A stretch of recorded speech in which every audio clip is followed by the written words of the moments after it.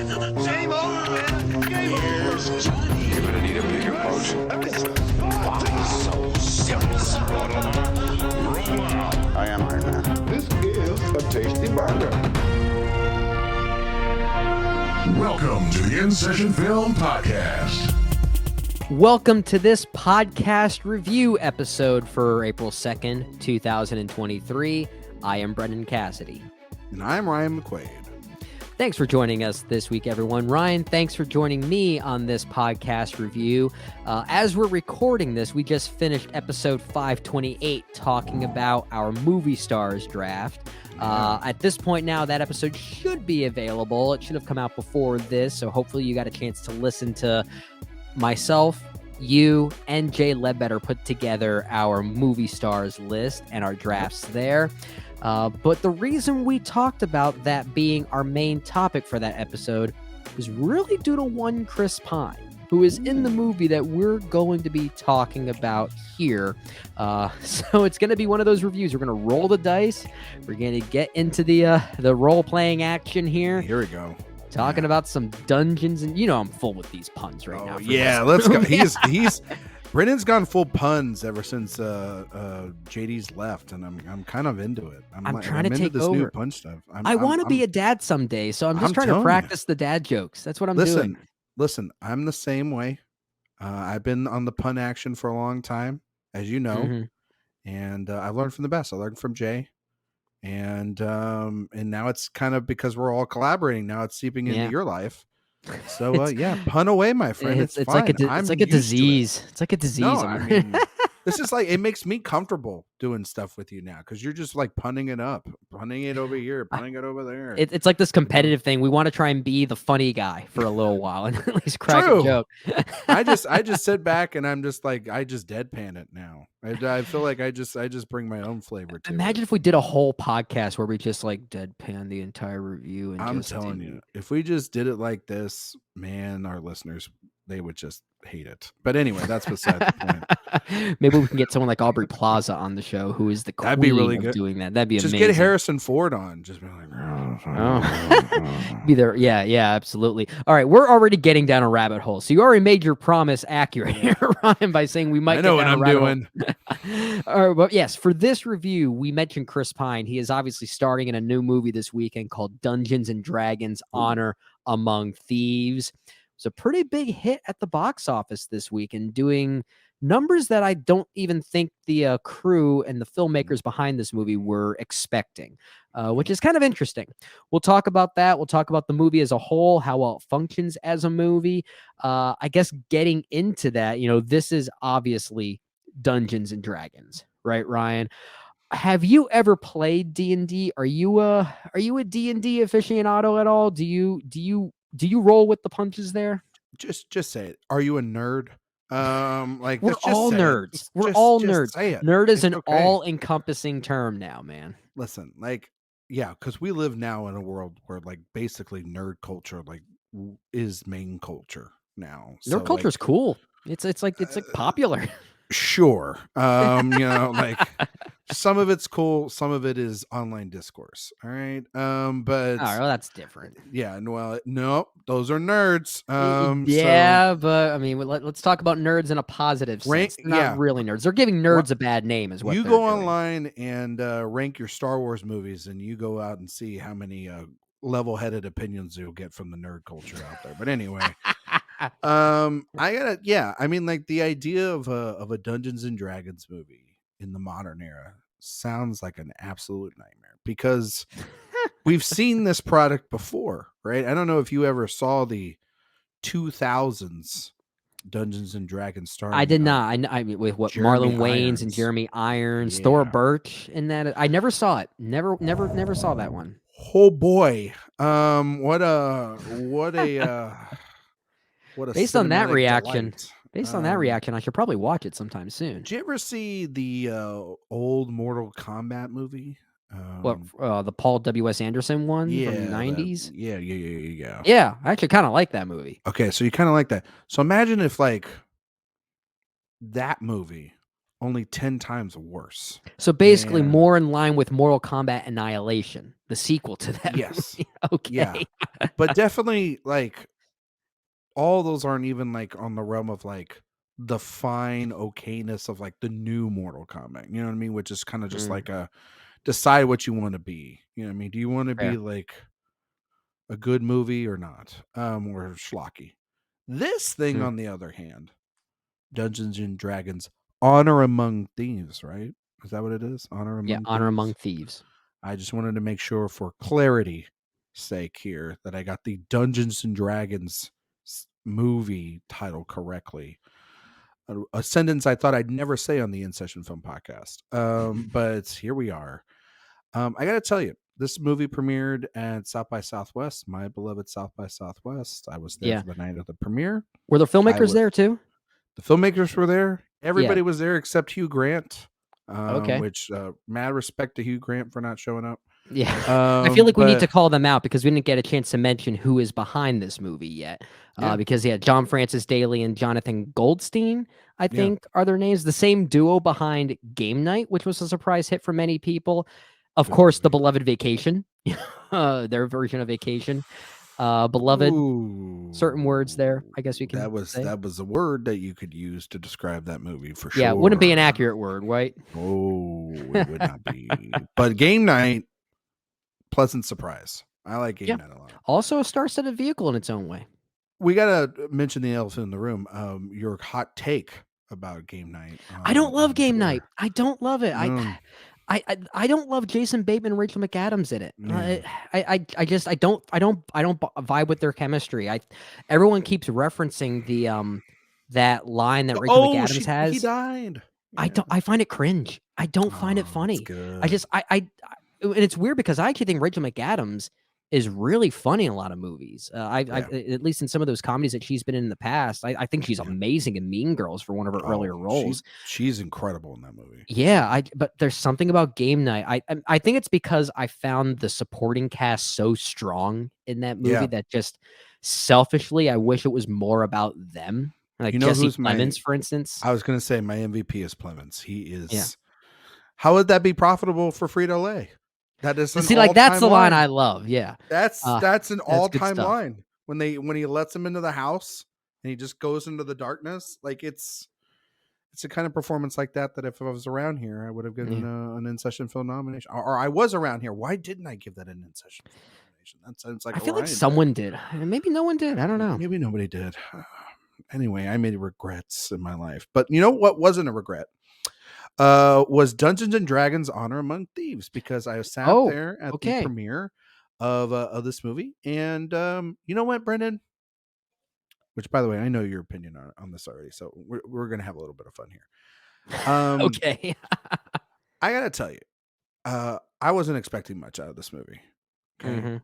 I do not think this is one of the great movies of the year that we are having coming out or is out or whatever. Okay. But I do think that this is just a pleasant surprise. And Okay. I think that this movie is a lot of fun, especially in the second half of the film. The first half of this film, I was just kind of almost lost a little bit. Like, it has a lot of lore it's trying to throw out. Mhm. It's trying to throw out a lot of jargon that just is going right over my head. But the chemistry of this cast kind of keeps it together. And I just kept going and plunging through and everything. And then it gets to the parts where and I'm butchering his name, but Renee John Page or Reggae Jean Page, I think is how you pronounce his comes name. in, and man, he comes in there and kind of steals it and does a good job. And I think Hugh Grant's having fun. I think Michelle Rodriguez and Chris Pine have good chemistry, and I think Justice Smith is actually kind of underrated in his solo stuff and his solo scenes that he has, and it's got a good little crew here, and it's got some good humor. There's some good jokes in there. The action itself is for a Dungeons and Dragons movie, not bad. It's a good little fun flick that is very disposable, and I don't remember half of the things that happen in it. because that's the point of a movie like this. It's a movie that like harkens back to, I think, movies of our childhood where they've got good humor and they've got some levity. Maybe if you're into that, they're super stupid, and I'm just like, I could pick this logic apart very easy, Yeah. but I just needed like a good time. I needed this movie to be competent because the thing that came before it was trash.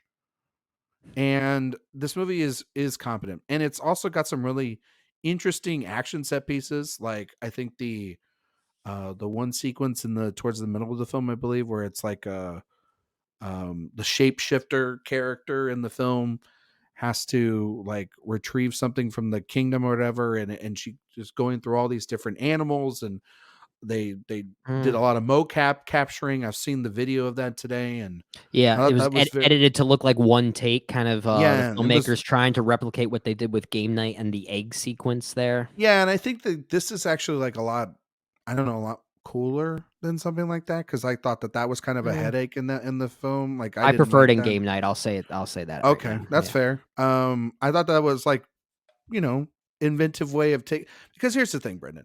We've seen so many of these kinds of movies, these, franchise starters, non-starters, and things like that. You got to Mhm. have some stuff that stands out. You've got to Yeah. have some things that make you different, because people are trying to go back to the movies now. Yeah. And yeah, this movie made 40 million, which is kind of like 15 million more than the projections, right? And it's a little bit of like a surprise.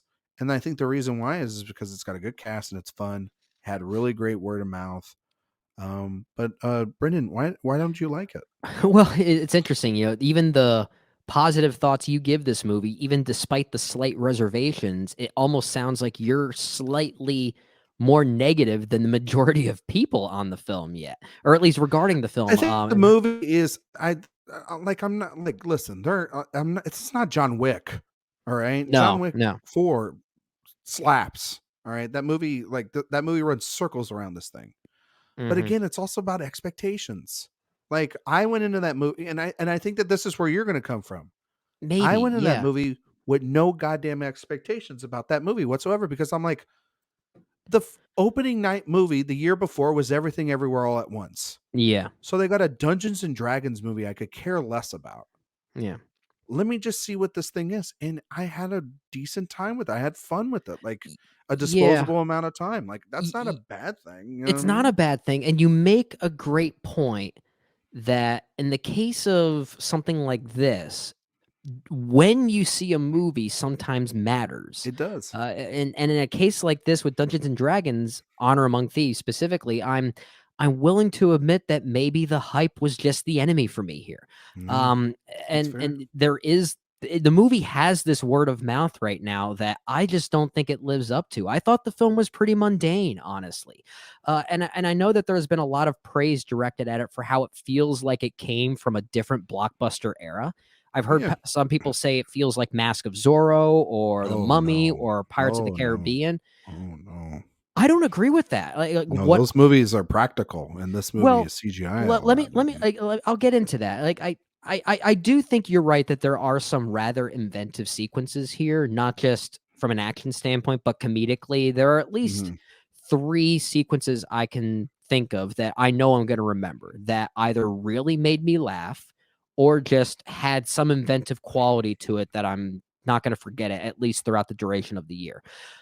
mhm, But if I disregard some of those things, the movie still carries many of the same quippy traits that are all over the current blockbuster landscape.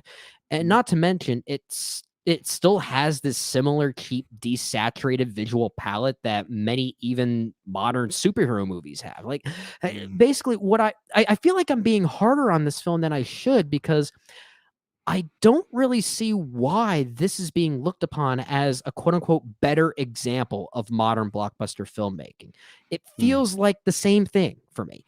And again, that's mhm, not necessarily a bad thing. To your point, if all you're looking for is disposable fun, and I saw this at an early enough in an early enough way that I didn't have those preconceived notions clouding my judgment, I probably could have had more of a good time with this. But I find myself wondering Like, why is this one so different than something else that would be coming out sometime this year? I'm not seeing it just yet. Is it because it's not a sequel to an existing IP?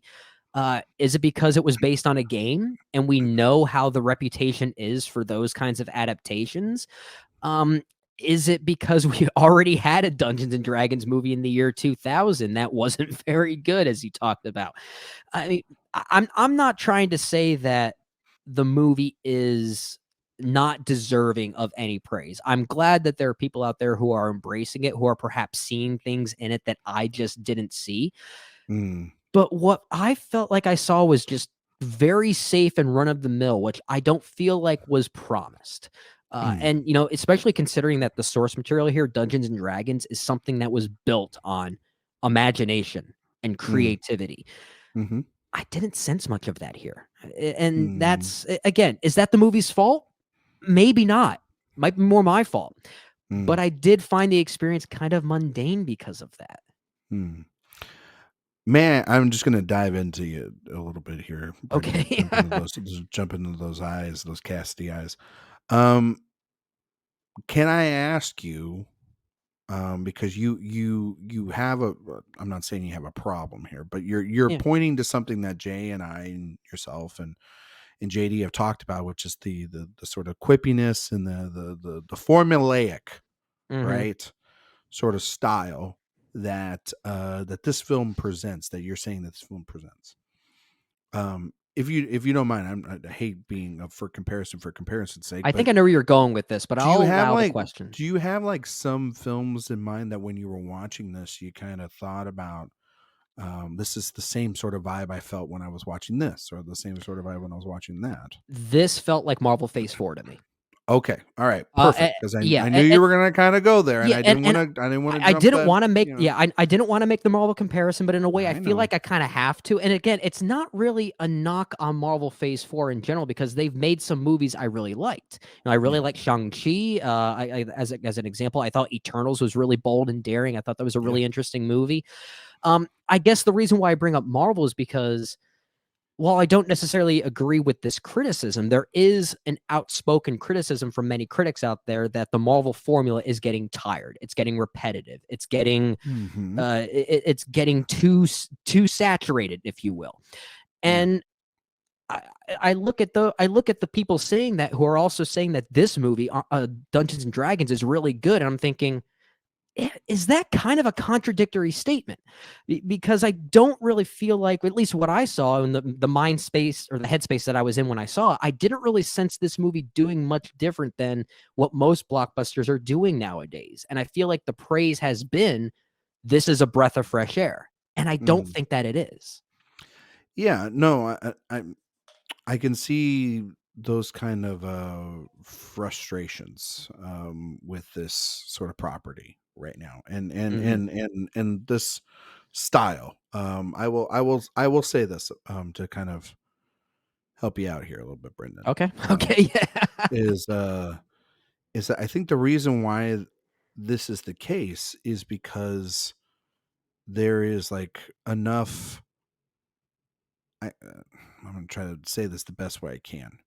One, I think a lot of that is there. I mean, let's just call it like it is. There's a lot of people out there that are just like, I'm tired of Marvel.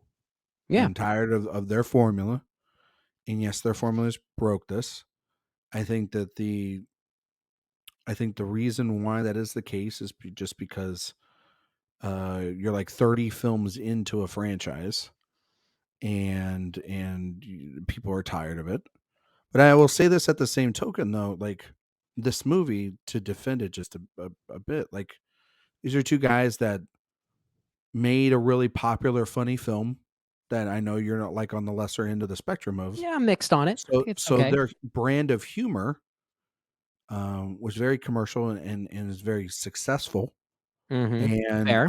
and I will say is splashed around a lot in this movie, and I don't think people thought it would be as funny as it was. I think that the cast does a lot of the heavy lifting here, much like in Game Night. They are the ones that are Hmm. carrying a lot of the weight, and you buy in with this cast. But I think a lot of it is the genuine surprise because there are expectations for MCU movies.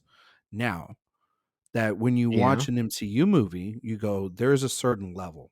Because, like, the reason why I think Phase 4 has gotten a lot of hate is because Endgame was so good. And I think a lot of people loved Endgame. Maybe. Yeah. And I think every time you top yourself, you're expected to be on that level. You know what I mean? It's like anytime LeBron James plays a game and he doesn't get 30 points and 15 rebounds and 10 assists, Mhm. then somebody out there or everybody out there is going to say, oh, he's gone downhill. Yeah. And it's like, well, no, they're still pretty good, and there's going to be nights where they're going to have off nights. There's going to be some quantumaniums out there. That's for sure. You know what I mean? But that doesn't mean that the overall product isn't good because, like, yes, Shang-Chi and Eternals Mhm. and a lot of people love No Way Home. I like it, I like it too. and Yeah, I didn't and mention that, but I do like that one. Yeah. yeah, I like that movie. And I know you and I differ. I like Multiverse of Madness, and I'm I trying to like that one more. I I'm know I'm you really are. trying to. And I mean, and like Thor: Love and Thunder, I was like, I went in that movie with the absolute expectations of it's Taika Waititi making a Thor Mm, movie. I know exactly what I'm going to get here, and that's exactly what I got. And I'm not expecting some grand other thing, out of it. And I think that that's my sort of expectations for these things now. It's like I'm not going in there with like these are going to hit home runs, and I don't think this is a home run. This is a right. like solid double up the middle. And you're like, wow, I didn't know that catcher had that kind of power behind him. You know what I Yeah. mean? Good for them. They may never hit another mark like this ever again. Good for them. If they get across the home plate, I would be surprised. And I think this Yeah. movie kind of like gets there, but I don't think it's a masterpiece. Like it being at 91% on Rotten Tomatoes and it being like high on Metacritic It's and like the a audience 72 score. on Metacritic, which is, Yeah. I mean, according Average. to Metacritic's criteria, I mean, some Best Picture nominees have been less Yeah, than that. well, I mean, we have to get there, Brendan. But Yeah. but no, I think like, it's it I think you can't really look into that. And I try to temper as much expectations as I can. I Yeah. think that that's what it is. But as far as like the template is concerned, like I don't know, Chris Pine's a pretty decently funny guy, and I think Grant's Yeah. pretty funny, and like I think like the cast themselves are known for being pretty like funny people, It is. Yeah, they so are. The way you're talking there, you raise a pretty interesting potential question and topic out of this. And given how bountiful, you know, the Marvel Cinematic Universe is, mhm. especially, have we maybe become conditioned to a certain type of blockbuster now, psychologically speaking? So, and maybe that's my reaction to this, that I'm sensing too many similarities when I shouldn't be. Maybe there are new things I'm missing out on, or vice versa. Maybe I'm, or just people are finding the things that are working so well because it's slightly different, and they're over amplifying those. I don't know. It I might think be that. there's a worthy conversation to have here. I think the moral is, if I did see this movie before knowing what people were saying about it, I might have liked it more, because I do think the cast here is overall pretty good. This is not my favorite that Chris Pine has been in. I mean, in No. many ways, he's kind of doing like a lightened version of his usual shtick from Star Trek in some ways. Yeah. But he's charming. He's a charming presence here. Good looking Michelle dude. Rodriguez is good as well. Reggae Jean Page is far and away the standout for me. He's great. And he's not in the movie a ton. He really only has one side quest that he's involved in. And first off, I actually like the narrative structure here and how it kind of mirrors Dungeons and Dragons as gameplay. Yeah. That there are like a bunch of side quests. But his especially, and how he gets involved, is very entertaining, and mostly it's due to him. Like, there's one sequence, and mostly it's Chris Pine's reaction, but his walk off screen Yeah. involving a It's rock is incredible. got the best laugh out of me. That was really good. It's really good stuff there. I like Hugh Grant just because like Hugh Grant. Let's see, Grant, of course. I mean, Hugh Grant's never bad. Former In Session Film Best Supporting Actor winner for me. Hugh Grant for The Gentleman in 2020. Oh yeah, Look it up. He's great. And I think he's really good in that. wasn't movie. he like a nominee for all of us too, for like Paddington 2, for Christ's sake? Maybe I don't but, know if like, it was for all of us, but I know it definitely was for me. I know. I want to say I nominated him. If I didn't, I apologize, and I retroactively nominate him for that film. He should have been nominated for an Oscar. It's ridiculous. That movie is amazing. It's the movie that made Pedro Pascal and Nicolas Cage want to be better men. Thank you very much. Yeah. But I think he's great, and he's just being himself, and he's got good stuff. But yes, Page is fantastic in this movie, and Pine's listen, Pine's doing exactly what you're asking him to do. He's being he's like what we talked about in the movie Star Draft. He's being like that Clooney. You gotta, you have all these other stars or these, up and comers or whatever. You bring in a veteran, sort of like movie star, quote unquote, with charisma, and you say, hey, be the leader of this team. And he kind of does that, and he does it really well. And he does. He does carry some similar Chris-isms that we would have seen from maybe like a Chris Pratt in Guardians. In fact, I hate making these comparisons to Marvel. I really should stop, but I do have to bring one more in, because the second that Regé-Jean Page's character is introduced, and one of his quirks is kind of how he takes things a little bit, I don't want to say literally, but he doesn't seem to understand the modern dialect of these other characters. I kept thinking how similar that was to Drax. And I started thinking, I wouldn't be surprised if the pitch for this movie was the Guardians of the Galaxy sit down to play Dungeons and Dragons, and let's make a movie about it. And again, not necessarily a bad thing, but given the response that this movie has received from many audiences and critics, I feel like that's maybe too familiar of a thing. And maybe that's my issue. Again, that could be more of a me thing. I'm willing to admit that, but I kind of don't think this movie's living up to the promise that its reputation is representing, if that makes sense. I mean, that makes sense. I will say also, Pine's my guy.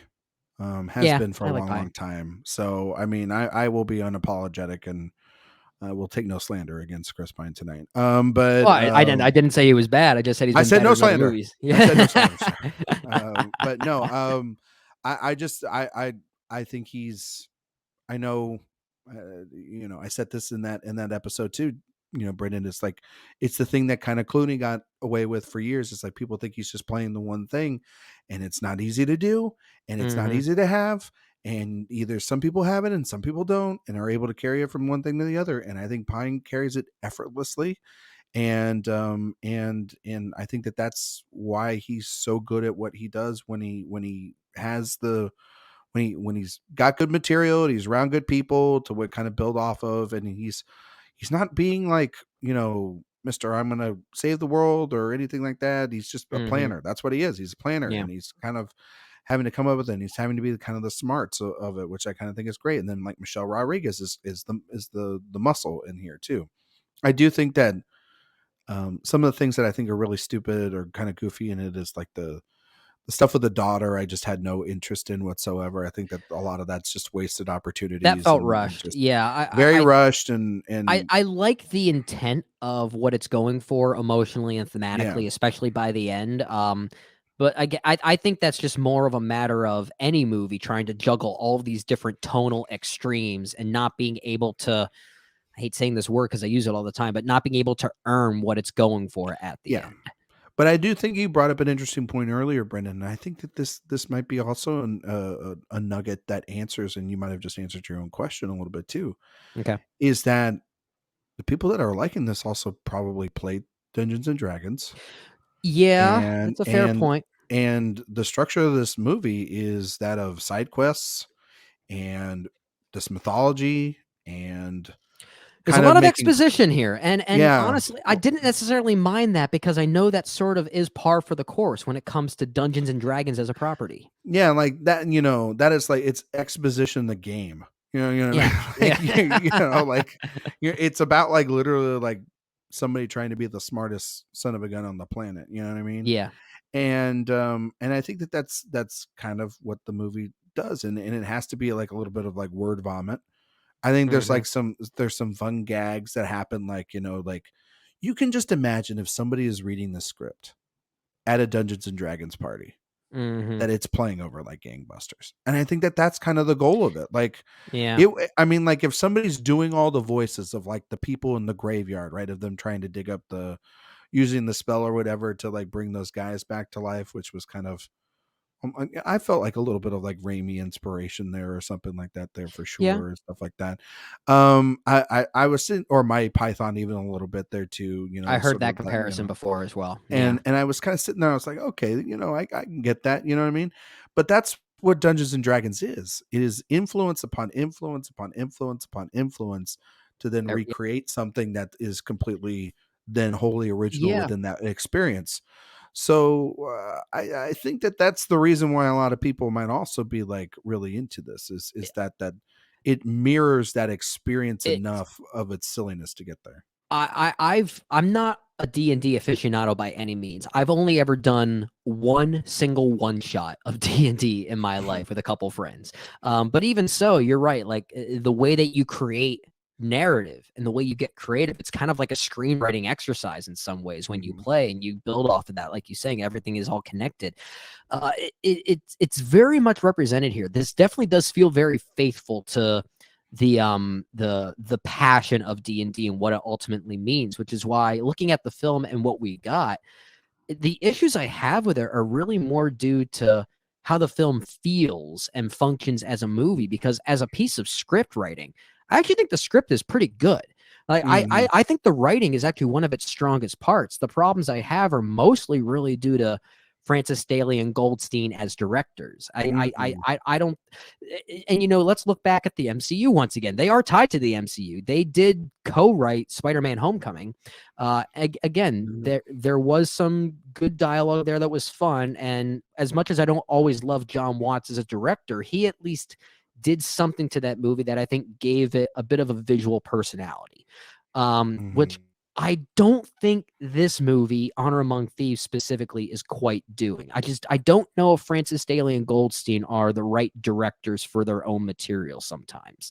And that's where I kind of felt like what was passion on the page came off as a little more passionless here, given the landscape of blockbusters. And it's sad for me to feel that way, because like I like a lot of what this film seems to be doing. There are moments that made me laugh. The whole corpse reviving of the corpses sequence really is funny.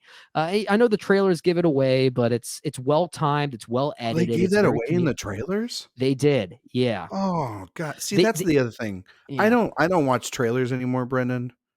I really try to get away from them because I just yeah. like you and Jay, I keep trying to not bring this review up because Mhm. I'm not trying to get the numbers up here at all or in such a film. But like the Shazam trailer this year was another example of just like, what in the hell are we doing? Yeah. Because that whole second trailer gives away the entire film. The last trailer Yeah. for Ant-Man Quantumanium gives away the entire third act, essentially, and pretty much all the emotional stakes was, and I just kind of sit there, I'm like, what are we doing? That's So a like, great point about Shazam. Yeah, because I think back on that main trailer and I think, wow, that moment was from the final act. That was from the that was final from the act. final That was act. from the final act. Final That was act. from the final act. Very rarely now do we get something where it's like everything we saw in the trailer is only from the first 30 minutes. So that's why, like nowadays, shout out to Warner Brothers for Barbie, but like Mhm. they're supposed to have a new one come out this week. Not gonna watch it. That Yeah, I don't teaser blame was you. good enough. Teaser was good enough, and I'm gonna see it. So Yeah. like, like that's the other thing too. Most of these things I'm gonna see. I just need a poster. I think I just need a poster. That's all I need nowadays. I need a poster Mhm. and a confirmation that it's coming out, and then I'm gonna see it. So like, yeah, that would be. I agree with you. I sympathize with you Mhm. about the fact that if I saw gags like the one I saw in this, or there is a specific cameo that is in this movie, That did not work for me. okay, in the Which moment, had no idea that was coming, I didn't and either. I didn't either. It was a I kind of surprise. thought to myself, well, given who it was, I was like, okay, you get a pass here, and I Mhm. also thought it was like really stupid, but like stupid in a way that was like. all right, whatever. You know what I mean? When you Like, say it that way, I really want to defend it because yeah, like, I it mean, kind of I makes think no sense, but it makes no it's sense. It's kind of stupid, and also like it may, this is a movie, Brendan. You got to turn your brain off. You know what I mean? For Mhm. and I was sitting there kind of turning my brain back on, like, how the hell did he get involved with this? Like, how does he sign up for something like I this? Who know. who gives the call to get Well, him in this? I It was I think the reason why it didn't work for me is because it's a cameo that's trying to support another joke that could have been funny on its own without the cameo. yeah, So then all of a sudden I find what could have been funny about that sequence distracting because I'm constantly thinking about what is this person doing in this movie. yeah, So it's kind of one of those cases where the joke then starts to collapse on itself for me. But again, this may have worked more for other people. They're able to see it as a compliment to that joke.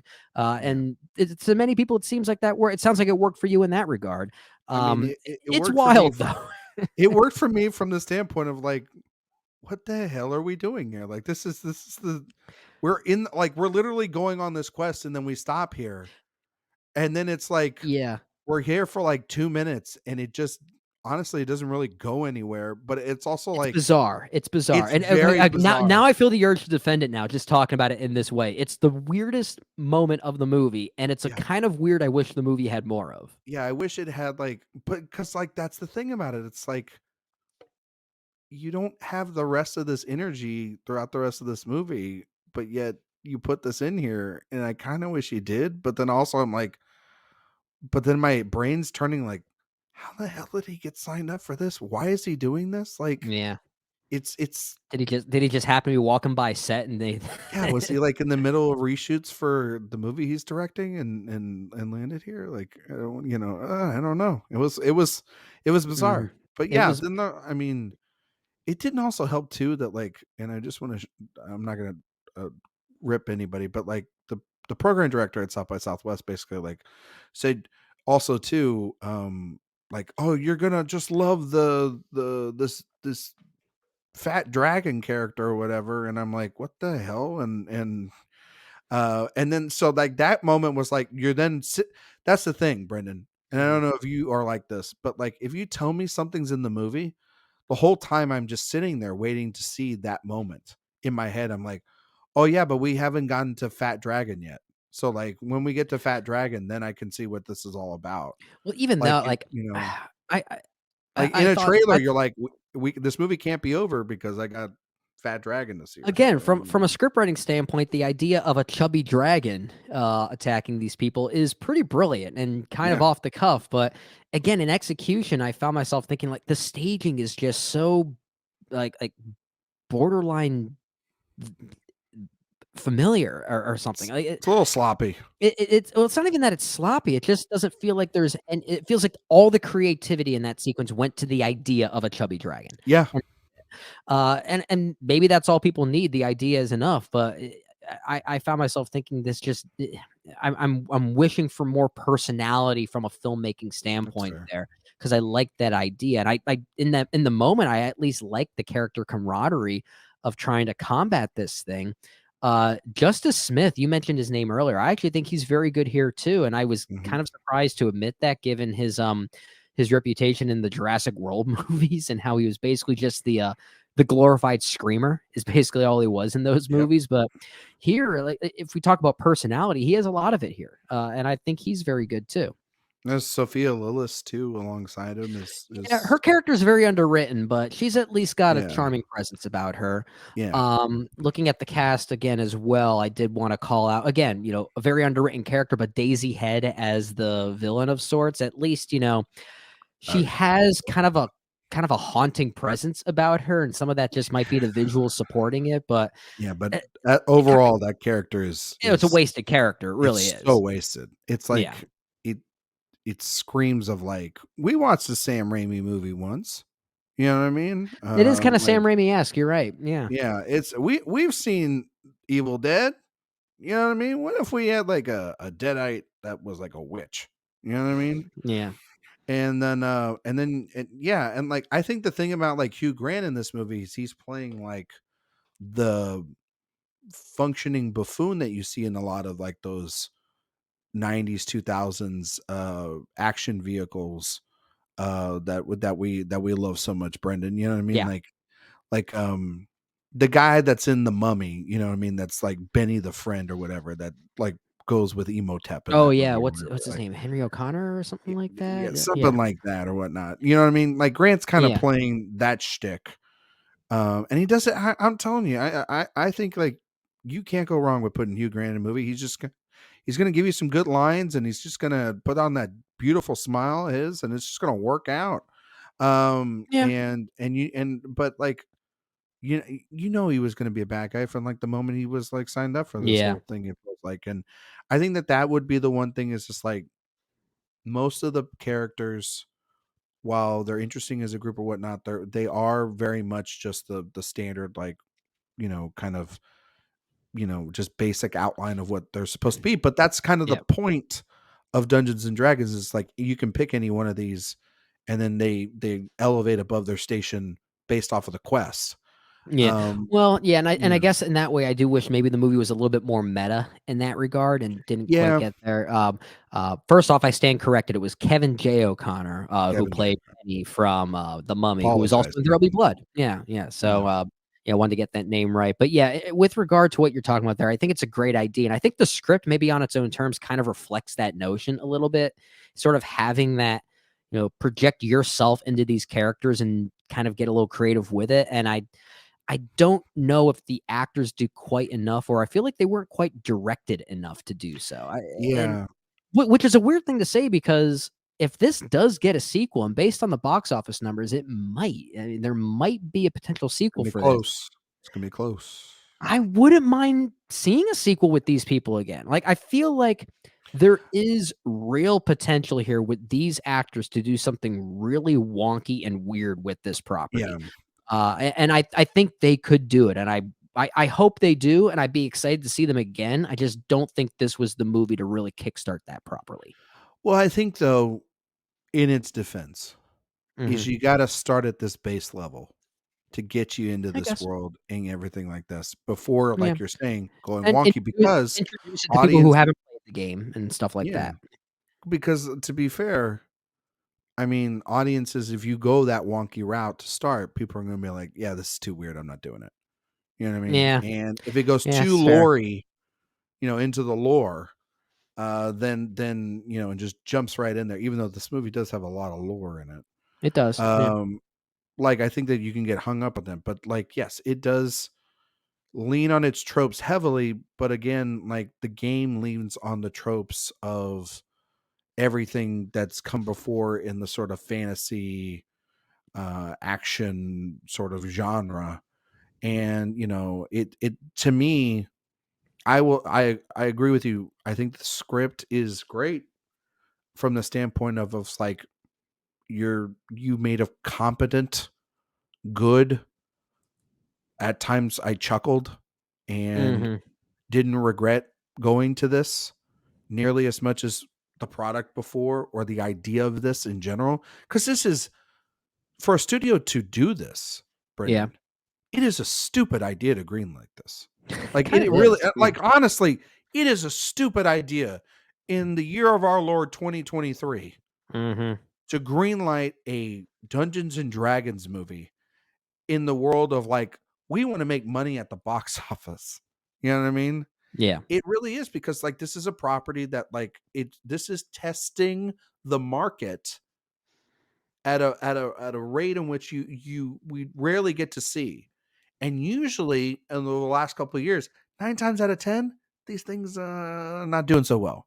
Yeah. But, you've got all these great factors coming together and great buzz and it's actually kind of smart to premiere it at South by Yeah. and get that buzz out there, maybe not obviously for you, Brendan, sorry, I guess not, yeah. Well, in but fact, like the reaction at South by kinda killed it for me in yeah, many ways. I'm sorry I killed it for you. Yeah, it's all your fault, Ryan. You're the reason I hate this movie. I just literally just wrote a review and was like, okay, I'm done with my duties there. But no, I mean, like, I agree with you. I would like to see this world fleshed out more. I'd like to maybe have a proper villain. And I would like to see these characters now maybe extend upon the abilities that they have and really go Yeah. full on crazy. Like it has the makings of like, okay, you've made a good movie. Now what you got? Yeah. And I hope It's maybe interesting that that we're in means, a time where we have to test audiences by making a very safe but decent movie before you get weird and wonky with the sequel. I mean, yeah, but you know what? Also, too, it's like, you make a simple premise of a guy who gets a dog, and then the dog dies, and then and then he goes on a murderous rampage in the middle of New York City, and people see a trailer and they think, oh, that movie looks stupid, and then it becomes now maybe the best franchise currently we have working today. So, and that Yeah. takes time and 10 years. So you got to start somewhere, and I think start small and then go big, rather than go big and then and then you're stuck Yeah.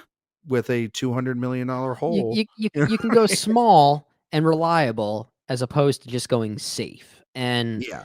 I do feel like this one kinda straddles the line more than the latter, at times, Yeah, and that's kinda maybe, my but issue with it. I think directorially you're absolutely correct. I think from the Yeah. writing and from what the actors are giving off of that and the chemistry between the group, um, I think that alone is like enough to be like, okay, if I had to see Dungeons and Dragons or Shazam, which am I Mhm. taking my family? And sorry, Zachary Levi, I'm taking them to Dungeons and I Dragons. still like this a lot more than Shazam. Let me Yeah. make that clear. I like it a lot more than Shazam: Those Fury of poor the Gods. families that had to choose between Shazam and John Wick 4 on that Instagram Oh live. my gosh, yeah. I feel really bad for him because like you're literally like he's talking about like you don't want to see a movie with guns, and I'm like, why? You're gonna put a gun to their head and make them watch this bad movie. Yeah, yeah, Anyway, exactly. that's beside the point. But yeah, it's not a bad movie. It's not a great movie. It's definitely not worth the praise that it's got. This like thunderous, like I think that it's a little crazy that it's like at a 91. But also too, there are a lot of movies on Rotten Tomatoes I sit there and I go, how is that high? Like I R think like it's Rotten really Tomatoes testing that is yeah, it's it's such a I mean, people forget how Rotten Tomatoes sometimes works, and I think it's not always reflective that doesn't mhm, mean that this movie's a 91% as in it's like an A minus movie. I mean, in no, many ways, a movie gets 100 reviews. the All of those average reviews could be review. like a Mhm. 6.5 out of 10, and then it gets Yeah. 100%. Um, Yeah, it's I think also interesting. too the thing about Rotten Tomatoes is just about like the journalists getting on there now and being able to get visibility and stuff for their work. It's not even really It's about it's the a it's a scores platform anymore. for that, and I Yeah, respect it for those yeah. reasons. But yeah, Mhm, with regard to Dungeons and Dragons: Honor Among Thieves, as far as some final thoughts here, I do at least want to call out Lauren Balfe's score, which is pretty mm, good. I think the mm. music here at least fits the fantasy setting, and I will say this, Ryan, which might sound a bit contradictory for me. Here we go. As much as I didn't really love the film, I feel the urge to still recommend it to people. Yeah, And I think it's really just because of the fact that it is its own thing.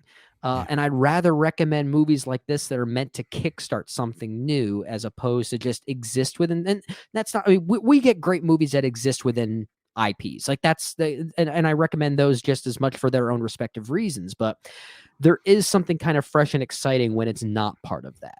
Yeah. And I think that there is potential for a sequel to this movie to do something really interesting, and I'd be curious for that. Even though I don't love this experience, I do at least hope this film does well, if that makes sense. Yeah, no, I totally agree. It's the hope of um of the shiny new thing in front of me can maybe change the perspective Mhm. of the cinematic landscape. And because I mean it's making money, Yeah. it's doing well.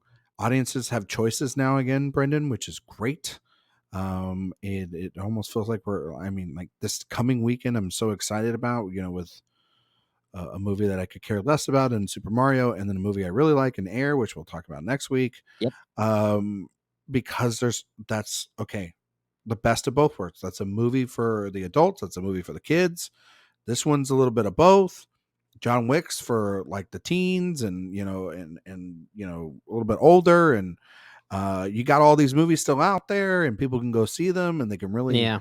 enjoy them. And That's a good point. Like the things in theaters right now, from an action film standpoint, they're all kind of wildly different. they got some And- variety. Yeah, You know that's what I mean? yeah, that's a cool point. It's a nice thing to see. And usually, like, Aprils aren't this like chaotic. You know what I Mhm. mean? And have this much stuff packed in it, and then it's like there's going to be like I said, there's going to be Renfield and Beau is Afraid and all these different things coming out, and it's kind of I've been thinking about it because I've been thinking about like I don't want to say anything, I don't want to jinx it, but I'm like, are we getting back to a time where, like, you know, those old things that you saw on the marquee where there were like 6 films up there, and everybody got to, like, you know, say like, oh man, all 6 Oh, of which those one are, do we want to see? yeah, Yeah. which one do you want to see? Oh, it doesn't matter. Like, we'll see them all eventually. You Yeah. know what I mean? But like, you know, it's either one is a good option. Yeah. You know what I mean? Yeah. For anyone, for the average moviegoer. Right now, it's like any one of these are not a. I mean, obviously, don't see Shazam, but like everything is a pretty good option and got good buzz, and people are responding to them well. And um, if like if this can continue to do that, and if we get a sequel out of this film, I would have never taken that bet with you of like, Yeah. Yeah. you know, because I would have been like, no, this movie's not making its money back. This is a dumb venture, you know, a couple This is years a ago. But dog. Yeah. It's yeah, yeah. this is like we're dumping it in April and pray to God it makes like half of the budget back, and it might Mhm. worldwide make it all back based off of word of mouth and legs. Like, you know what? I'm going to say this on the podcast. I don't think you Okay. can thank Tom Cruise. There's one guy I think you got to thank right now. Okay. I think you got to thank Big Jim for coming back and kind of revitalizing the box office for a movie Okay. with legs. Because look Yeah. at how Avatar, once again, it had the legs, and people, based on word of mouth and everything, kind of now they're all coming back to the theater to see these action films or to see these things that they wouldn't usually try, or maybe that they crap Yeah. on. Like, I think it definitely helped having a movie like Top Gun Maverick in the same year, at least. I But think so. I think I mean, if anything, if you want to give equal weight to them, like Big Jim and Tom Cruise should be shaking hands right now. Like at I least mean, you with could give Tom Cruise some credit, but like, Mhm. there were movies in the summer that didn't carry any legs, or didn't have any, or that like didn't have nearly the impact that you would normally think that they would. And Top Mhm. Gun just kind of dominated. The Yeah. thing about like the thing about Avatar was that first film had 13 years of so much hate all over it from people on the internet. You would think it And would if have tainted the I or think it would have something. not made 2.4 billion dollars Yeah. at the box office. The movie is 3 hours long. He literally said in a press conference, he's like, yeah, just go to the bathroom. I don't care. You're going to see it again. It doesn't matter. You know what I mean? And so I think having like Oh, Big Avatar back Jim. and an audience being like, oh wow, the sequel was good. It was elevated. It was actually like maybe better than the first one, if not better than the first one. I think that lends to help something like Dungeons and Dragons, because they're like, oh, I heard that movie's actually good. Yeah. Well, maybe I'll give it a chance, because if Avatar 2 wasn't as bad as I remember the first one being or whatever, maybe Dungeons and Dragons would do well. So I think that like that kind of helps. And yeah, like we're having like, I mean, yes, you're still having the low returns on things, but like the box office seems to be like having a good moment at the time. And that's a great thing for people like us, because we love to see movies thrive. We may not Yeah, we agree with do. all the movies that are thriving, but damn, at least they are. You know what I mean? Can't say cinema's not dead right now, which is kind I of cool. I guess the moral of this whole conversation we're having right now is movies is basically Movies. Go to the theater right Go to the now. theater. Yeah. Sit A lot next of to a options there. stranger. Yeah. Talk Yeah. about it afterwards. Yeah. Maybe, you But know, don't maybe be we'll, weird about it. well, or be weird about it. Or Depends be on how weird your about it if that's your vibe thing. Yeah. you know what Yeah. I mean? Like, Maybe I shouldn't say it that way. Sometimes weird is a good oh, thing. if I see Brendan in a movie theater, I'm going to totally be weird with him. Like, Oh, that's I mean, just going to but happen. we know each other. It's not weird. That's Oh, the it's thing. going to be weird. Trust me. We're going down a we're wild too biased. ride. Yeah, I mean, it would Yeah. be a good weird. Yeah. But anyway, I think that's all we have to say about Dungeons and Dragons Honor Among Thieves. For those of you listening, you can email us your thoughts at InSessionFilm@gmail.com or hit us up on social media at In Session Film. That'll conclude this review episode of In Session Film. If you haven't yet heard episode 528, where myself, Ryan, and Jay Ledbetter did our movie stars draft, each of us picking 5 movie stars to create our draft list, you should listen to that. It was a great conversation, and you will be able to vote for those results on Twitter to say which one of the 3 of us had the best draft picks. It's going to be a lot of fun. It's going to be very competitive. I'm looking forward to that. Be on the lookout for episode 529 next weekend. We'll be talking something related to the movie Air. I know you have already seen it, Ryan. We're talking about star-studded vehicles once again. Ben Affleck making his return to the director's chair. Looking forward to that movie. I know you've had some passionate thoughts about the film already. I look forward to that conversation. So look out for episode 529, and then also look out for a review of Air coming out very soon. Ryan, thanks for joining me on this epic adventure through the dungeon, making our way through this whole escapade here. It was great talking to you once again. And for those of you listening, thanks for listening once again. We'll see y'all next time on the In Session Film Podcast.